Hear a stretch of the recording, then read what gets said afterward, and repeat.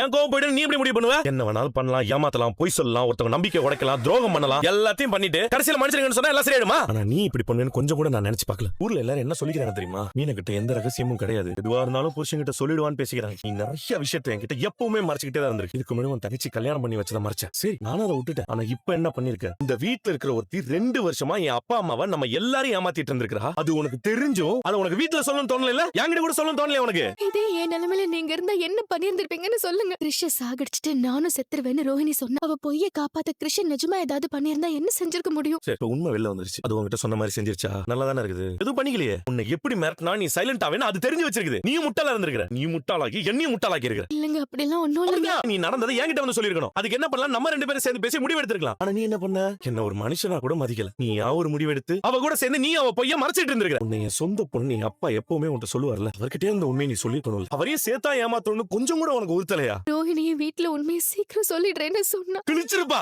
அவ புத்திசாலிதான். ஆனா நீ யார் தெரியுமா? எல்லாருக்கும் நல்லவளா இருக்கணும்னு நினைக்கிற அடி முட்டாள். ஆனா எங்களை ஏமாத்துறப்ப மட்டும் நீயும் புத்திசாலி ஆயிடுறியே. நீ செஞ்ச தப்ப எப்பவுமே எங்களால மன்னிக்க முடியாது. நான் ஏன் இதெல்லாம் பண்ணிருப்பேன்னு உங்களால புரிஞ்சுக்க முடியலையாங்க? நான் எதுக்கு புரிஞ்சுக்கணும்?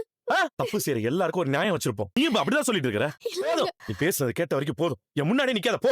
எல்லாம் என் அப்பா பண்ண தப்பு. குடும்பத்து மேல இறக்கப்பட்டு என் அப்பா உன்னை அந்த வீட்டை கூட்டிட்டு வந்தாருல, அந்த நன்றியை நீ நல்லா கட்டிட்டமா. அவருக்கு நீ பண்ணிருக்கிறது பெரிய துரோகம். நீ இப்ப என்ன பெருசா தப்பு பண்ணிட்ட? நீ என்ன மனோஜ கல்யாணம் பண்ணிக்கிட்டு இன்னொருத்தன் கூட தொடர்புலயா இருந்த? அப்படி இருந்தா அது அவங்க தப்புன்னு சொல்லலாம். நீ மனோஜ கல்யாணம் பண்ணிக்கிட்டு அவனுக்கு உண்மையா வாழ்ந்திருக்க. உன் முதல் புருஷன் செத்து போயிட்டான் பாவம், என்ன பண்றது? ஒரு குழந்தையும் பெத்துக்கிட்ட. உன் சந்தர்ப்ப சூழ்நிலை சின்ன வயசுல இருந்து விதியோட விளையாட்டுக்கு நீ ஆளாயிட்ட. விதிதான் விளையாடுதுன்னா இப்ப மாஸ்டர் மனோஜ் எல்லாரும் சேர்ந்து விளையாட ஆரம்பிச்சிட்டாங்க. உன் மேல எந்த தப்பும் இல்ல ரோகிணி. புருஷனை இழந்தவ கையில குழந்தை இருக்குன்னு சொன்னா இந்த காலத்துல யாராவது கல்யாணம் பண்ணிப்பாங்களா? அப்படி உண்மையை சொன்னா உனக்கு கல்யாணம் நடக்காதுன்னு சின்னதா ஒரு பொய் சொல்லியிருக்கேன். ஆனா மனோஜ் கூட நீ உண்மையா வாழ்ந்திருக்க. இதை விட வேற என்ன வேணும்? எனக்கு தெரியும் நீ மனோஜுக்காக எவ்வளவு நல்லது பண்ணிருக்கேன்னு. இப்ப அந்த பையன் கடையெல்லாம் வச்சு முதலாளி ஆனதெல்லாம் ஒன்னால தானே. இதங்க யாருக்குமே புரியல ஆண்டி. அதுக்கான காலம் வரும்போது எல்லாருக்கும் புரியும்.